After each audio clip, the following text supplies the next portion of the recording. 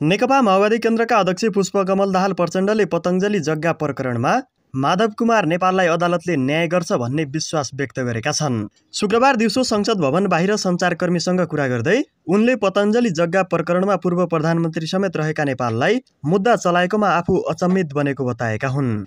अदालतले माधव नेपाललाई न्याय गर्छ भन्ने ठान्छु। ललिता निवास र पतञ्जलि जग्गा प्रकरणमा नीतिगत निर्णयमा अख्तियारले फरक निर्णय गरेको छ। नीतिगत निर्णयकै बारेमा अख्तियारले फरक निर्णय गर्दा अचम्म लागेको छ उनले भने। अख्तियार दुरुपयोग अनुसन्धान आयोगले पूर्व प्रधानमन्त्री नेपालसहित 93 जना विरुद्ध बिहिबार पतञ्जलि योगपीठ तथा आयुर्वेद कम्पनीलाई जग्गामा गैरकानुनी रूपमा हदबन्दी छुट दिएको र जफत गर्नुपर्ने त्यही जग्गा बिक्रीका लागि समेत अनुमति दिएर 18 करोड रुपैयाँ भन्दा बढीको भ्रष्टाचार गरेको अभियोगमा मुद्दा चलाएको थियो।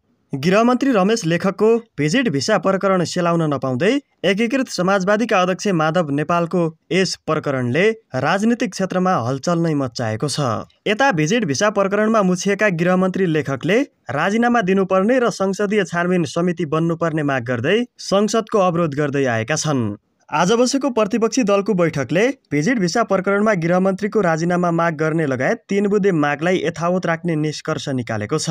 संसदमा प्रमुख प्रतिपक्षी दल नेकपा माओवादी केन्द्र, त्यसैगरी प्रतिपक्षी दलहरू राष्ट्रिय स्वतन्त्र पार्टी रासोपा र एकीकृत समाजवादीको बैठकले भिजिट भिसा प्रकरणमा गृहमन्त्री रमेश लेखकको राजीनामा नआएसम्म संसद बैठक चल्न नदिने यसअघिको निर्णयलाई यथावत राख्ने निष्कर्ष निकालेको छ। माओवादी अध्यक्ष प्रचण्डले प्रतिपक्षी दलको आजको बैठकले गृहमन्त्री मुछिएको भिजिट भिसा प्रकरणमा भरपर्दो छानबिनका विषयमा सहमति भए प्रतिनिधि सभाको बैठकको अवरोध खुल्ने निर्णय गरेको बताएका छन्।